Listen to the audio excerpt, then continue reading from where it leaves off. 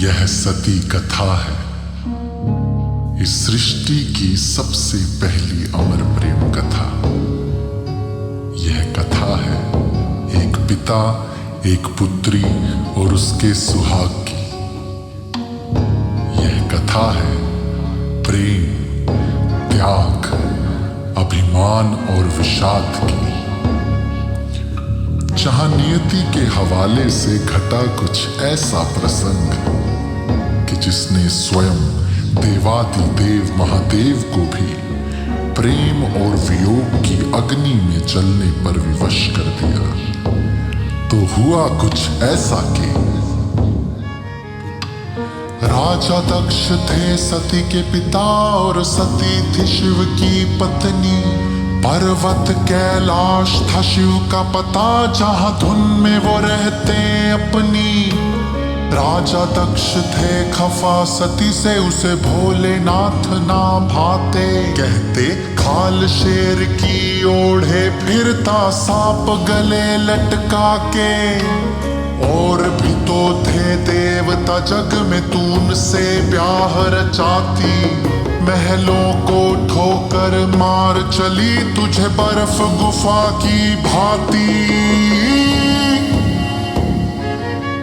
तुझे बर्फ गुफा की भांति। माता सती जवाब में कहती हैं, आप मेरी चिंता ना करें, मैं सभी देवताओं का सम्मान करती हूं, मगर मेरे जीवन में महादेव का अतुलनीय स्थान है और शायद आपने उनका आकलन सही से नहीं किया, क्योंकि है देवों के वो देव प्रभु श्री महादेव कहलाते। तीनों लोक के ज्ञाता वो चोटी पर ध्यान लगाते। भोले भाले सरल बड़े पर महाकाल कहलाते। क्रोध कभी आ जाए तो फिर तांडव नाच रचाते हैं। वो तांडव नाच रचाते हैं। नमः शिव ओम शिवाय नमः नमः। ओम नमः शिव ओम शिवाय नमः नमः। महादेव के नाम पर पिता और पुत्री के स्वर कभी ना मिल पाए। समय बीतता गया और ये अलगाव बढ़ता गया।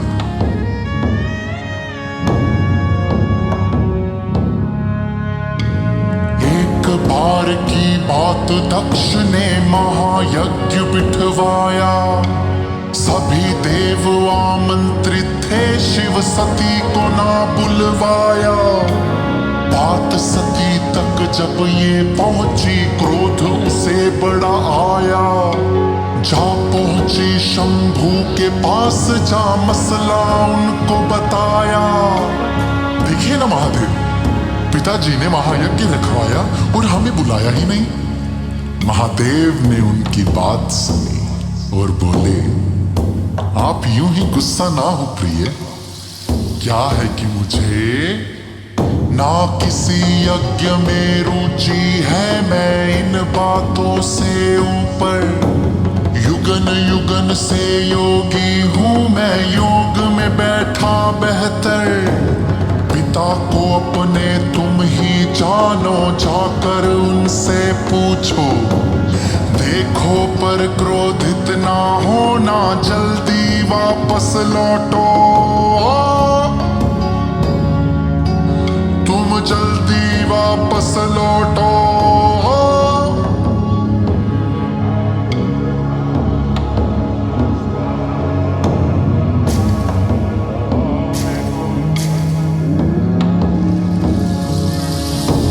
महायज्ञ में विघ्न डल गया, सती वहां जब पहुंची। पिता से झल्ला कर बोली, ये बात सहन ना होगी। न कोई यज्ञ जगत में है जो बिना शिव के पूर्ण हो जाए। मैं छोटी लाडली पुत्री, आप तो मुझे भी ना बुलवाए। राजा दक्ष ने इस लाछन का जवाब सतत स्नेहहीन भाषा में देते हुए कहा, यज्ञ के स्थल पर खड़ा हूं मैं, ना झूठ कहूंगा तुमसे, इस प्रश्न का उत्तर भी ना दूं, तुम्हें पीड़ा होगी सुन के। आप सही बोल रहे हैं। भला कौन पिता ऐसे शुभ अवसर पर अपनी पुत्री को यूं नाराज करेगा, यूं पीड़ा देना चाहेगा? तो आप बस इतना बता दीजिए कि हमारा स्थान कहाँ है। स्थान? कौन सा स्थान? कैसा स्थान?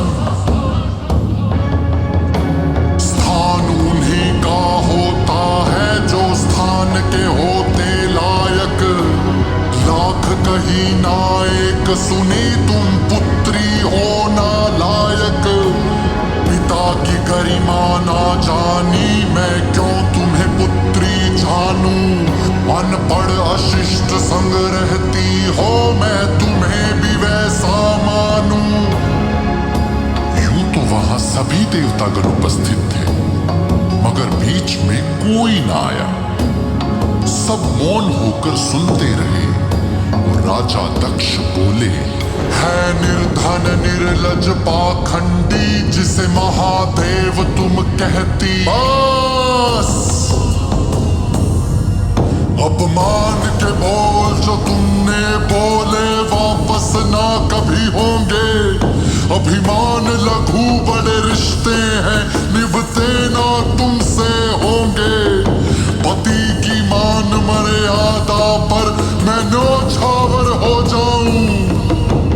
खून का रिश्ता है तुमसे उसे आज ही राख बनाऊं। यहाँ सभी देव आमंत्रित थे पर कोई भी कुछ न बोला। महादेव पर लाछन थे सुन कोई हृदय न डोला। अब सहन न क्षण भर कर पाऊं तुमसे एक पल का नाता। अंतिम आहुति यज्ञ में मेरी होगी ये अग्नि माता, होगी ये अग्नि माता।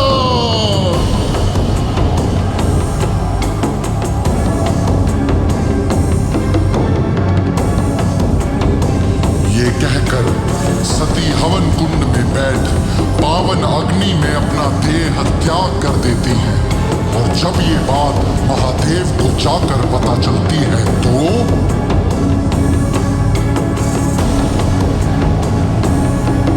पर्वत और नदियां कांप उठी। योग महादेव का टूटा। शिव था जो ध्यान में बैठा था, ये शंकर था जो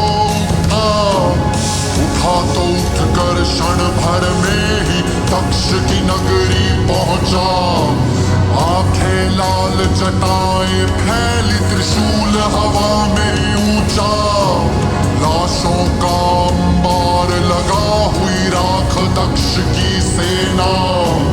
अंत में दक्ष का धड़ काटा हुआ झुकता बदला लेना।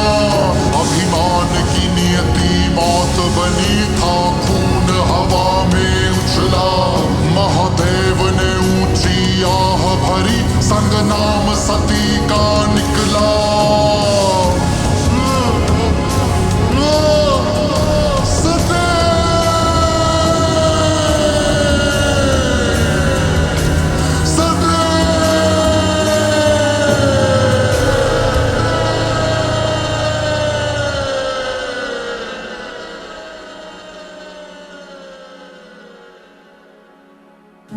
भला किसने सोचा था कि शिव और सती की प्रेम कथा में कुछ ऐसा भी होगा। मगर ये अंत ना था, क्योंकि देह मरता है, आत्मा नहीं। और फिर माता सती ने दोबारा जन्म लिया पार्वती माता के रूप में। और महादेव की अर्धांगिनी बन इस प्रेम कथा को हमेशा हमेशा के लिए अमर कर दिया।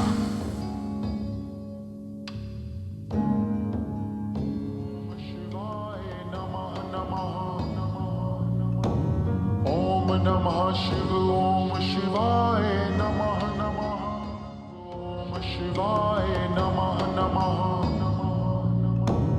ओम नमः शिव ओम शिवाय नमः नमः शिवाय नमः नमः